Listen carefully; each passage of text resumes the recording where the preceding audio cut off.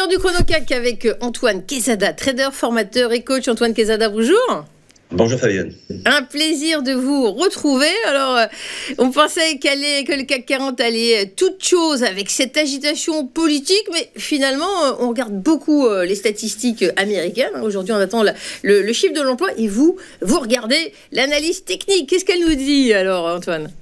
Moi, je regarde les graphiques, effectivement. Les graphiques qui eux-mêmes traduisent beaucoup de choses, bien entendu, qui découlent des fondamentaux, mais pas seulement, qui découlent surtout, je pense, enfin c'est le propre de l'analyse technique, qui découle de la psychologie des investisseurs. Donc, parce qu'effectivement, dans une situation de crise, quelle qu'elle soit, généralement, les investisseurs prennent les devants, anticipent des choses négatives, et c'est ce qu'ils ont fait, c'est ce qui génère depuis plusieurs semaines ce mouvement légèrement baissier en pente douce. Mais à un moment donné, effectivement, si tout le monde a anticipé les mauvaises nouvelles, on va dire qu'elles sont intégrées dans les cours. C'est le propre de l'analyse technique. Donc rapidement, ici, le graphique en hebdomadaire que je présente toutes les semaines pour aller vite. Donc la dernière bougie qui est sur la droite de l'écran, c'est la bougie de cette semaine, donc qui va se terminer, qui va se clôturer à 17h35 au fixing aujourd'hui.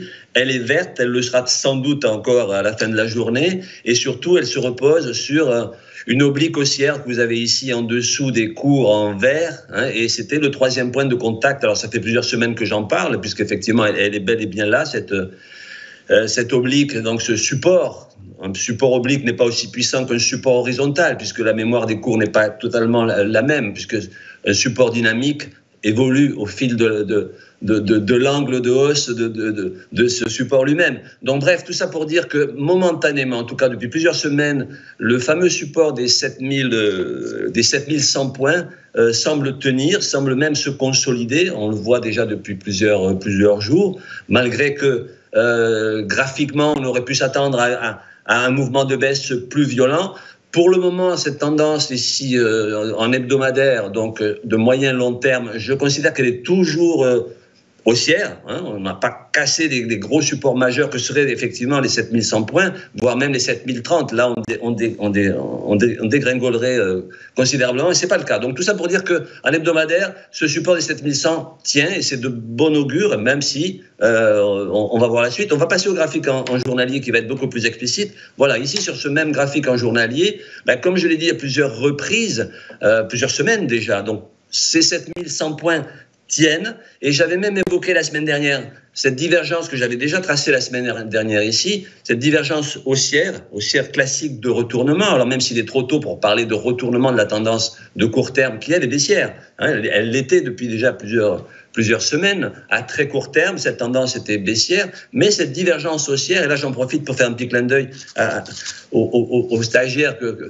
je forme régulièrement et qui connaissent donc mon cheval de bataille, que sont justement cette notion de divergence ici, c'est-à-dire ce segment en rouge que vous avez qui est baissier sous la courbe des prix, et ce segment en rouge qui lui est légèrement haussier sous la courbe de l'indicateur. Ça s'appelle une divergence haussière.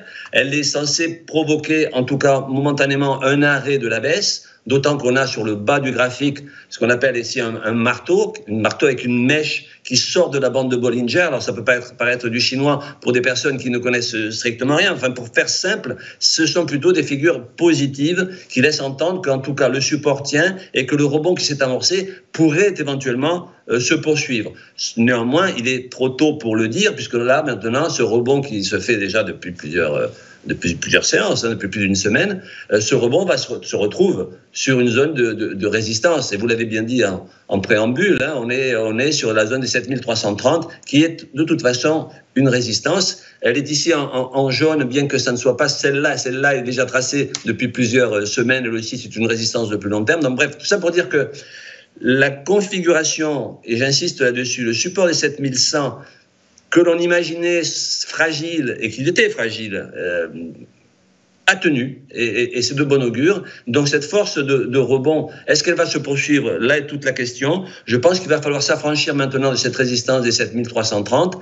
Cette résistance sera en même temps une ligne de coup d'un petit double creux que l'on a ici, qui n'est pas encore validé, mais c'est plutôt positif. On va trouver évidemment des obstacles par la suite. Ces prochains obstacles vont être les 7440 par exemple. Et ensuite, au-delà, on se trouverait coincé, entre guillemets, sur une grande oblique baissière autour des 7500 points. C'est trop tôt pour le dire. Donc vous l'avez dit, il y a pas mal de statistiques cet après-midi. Elles vont sans doute influencer le comportement du cours. Mais pour le moment, l'optimisme modéré dont je faisais preuve déjà depuis plusieurs semaines, malgré la situation critique, malgré la situation politique, malgré la situation géopolitique, bien, il semblerait que les investisseurs avaient déjà anticipé tout ça et que des acheteurs commencent à pointer le bout de leur nez déjà depuis une petite semaine, malgré l'actualité politique française qui était, somme toute, assez prévisible, malgré qu'elle soit pas très joyeuse, elle était tout de même prévisible et les investisseurs avaient déjà anticipé ça.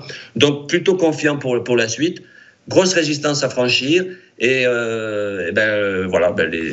les investisseurs feront le reste et décideront de l'option qu'ils vont choisir. Mais plutôt positif et confiant comme je l'étais déjà depuis plusieurs semaines.